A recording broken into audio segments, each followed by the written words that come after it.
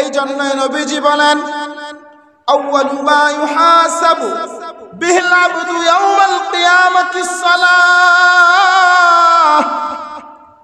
ও দুনিয়ার মানুষ শুনিয়া রাখো, আল্লাহ রাব্বুল আলামিন যখন মানুষকে কিয়ামতের দিন হিসাব নেওয়া শুরু করবেন, আল্লাহ রাব্বুল আলামিন বান্দার কাছ থেকে সর্বপ্রথম যে হিসাবটা নেবেন সেটা হলো নামাজের হিসাব। বলেন কিসের হিসাব?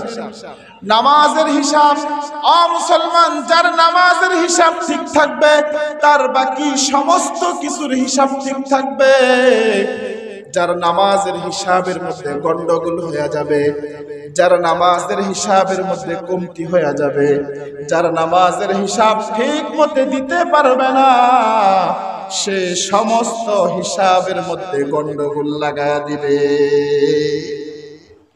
এই জন্য প্রিয় ভাই, আমি আপনাদেরকে জিজ্ঞাসা করতে চাই, এই নামাজ আমাদের পড়ার প্রয়োজন আছে না নাই? কথার আওয়াজ করে বলেন, আছে না নাই? একজন মুমিন এবং একজন কাফেরের মধ্যে পার্থক্য করে হলো নামাজ।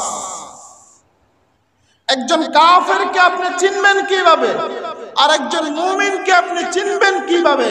নবীজি বলেন মুমিন আর কাফেরের মধ্যে পার্থক্যই করে হলো নামাজ।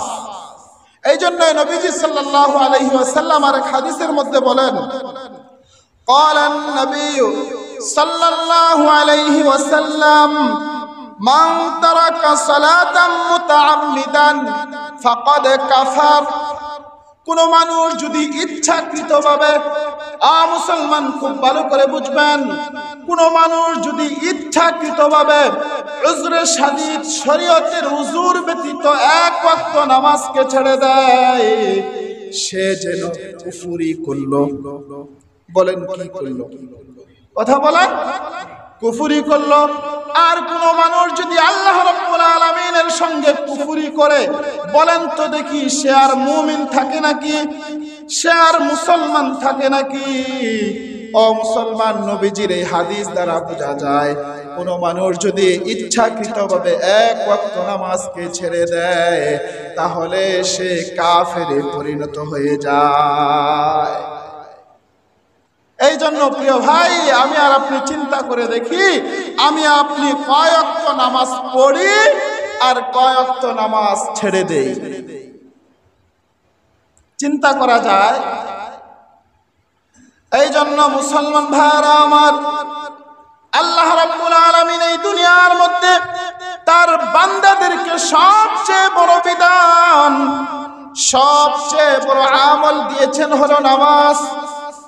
মুসলমান, আজকে আমরা আল্লাহ রাব্বুল আলামিনের এই বড় প্রধানতম বিধানটাকেই মানি না। কিন্তু আমি আর আপনি যদি আজকে একটু চিন্তা করে দেখি, আমার বাড়িতে যদি আজকে আমি একটা কাজের লোক রাখি, আমার দোকানের মধ্যে যদি আমি আজকে একটা কর্মচারী রাখি, আমার ফ্যাক্টরির মধ্যে যদি কাজ করার জন্য কিছু শ্রমিক রাখি, মুসলমান, আমার শ্রমিকগুলো যদি আমার কাজের মধ্যে ঢিলামিশি করে, আমার শ্রমিকগুলো যদি ঠিকভাবে কাজ না করে, সে যদি তার ডিউটি ঠিক মতে পালন না করে, বলেন তো দেখি এই শ্রমিকগুলোকে আমরা রাখবো নাকি? কথার আওয়াজ করে বলেন, রাখবো নাকি? মুসলমান, শুধু তাই নয়, আজকে কোন একজন মানুষ যদি একটা গাভী ক্রয় করে, তার উদ্দেশ্য থাকবে দুইটা, হয়তো এই গাভী দ্বারা সে দুধ পান করবে, না হয় এই গাভী সে বড় করে হুষ্ট করে বিক্রি করবে। কিন্তু এই গাভীর দ্বারা যদি তার এই দুইটা উপকার সে না পায়, ওই গাভী যদি তাকে দুধ না দেয় এবং গাভী যদি হুষ্টপুষ্ট না হয়, বলেন তো দেখি কোন মানুষ এই গাভী রাখবে নাকি? কথা বলেন, কেন রাখবে না? কারণ এই গাভী আমি যেই জন্য রেখেছি, যেই জন্য এনেছি, গাভীর দ্বারা আমার উদ্দেশ্য হাসিল হচ্ছে না, এই জন্য আমি আমার সেই গাভীটাকে রাখি না। এবার চিন্তা করে দেখুন, আল্লাহ রাব্বুল আলামিন তার বান্দাদেরকে দুনিয়াতে পাঠাইছেন কেন? ওয়ামা খালাকতুল জিন্না ওয়াল ইনসা ইল্লা লিয়াবুদুন। আল্লাহ রাব্বুল আলামিন ডাক দেয়া বলেন, বান্দা আমি এই দুনিয়ার মধ্যে মানুষ এবং জিন জাতিকে শুধুমাত্র কেবলমাত্র সৃষ্টি করেছি উদ্দেশ্য একটা, সেটা হলো মানুষ এবং জিন জাতি আমি রব্বুল আলামিনের গোলামি করবে, আমি রব্বুল আলামিনের ইবাদত করবে। ও মুসলমান, এবার চিন্তা করে দেখি আল্লাহ রাব্বুল আলামিনের কি ইবাদত আমরা করব। সবচেয়ে বড় ইবাদত হলো নামাজ। এই নামাজটাকে আমরা পালন করতে পারি না। তে আপনার হিসাবে আপনি আপনার শ্রমিক কাজ করা না করার কারণে শ্রমিককে আপনি বাদ দিলেন, গাবি দুধ না দেওয়ার কারণে গাবিকে আপনি বিক্রি করে দিলেন, কিন্তু আল্লাহ রাব্বুল আলামিন আপনাকে যেই কাজের জন্য পাঠাইছেন সেই কাজ আপনি করতেছেন না।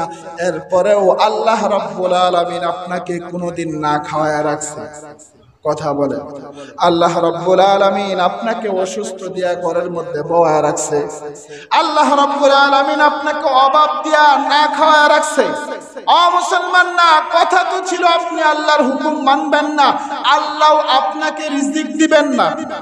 কথা তো ছিল আপনি আল্লাহর হুকুম মানবেন না, আল্লাহ আপনাকে অসুস্থতা দিয়া ঘর থেকে বের করে দিবেন হসপিটালে, ঠিক না?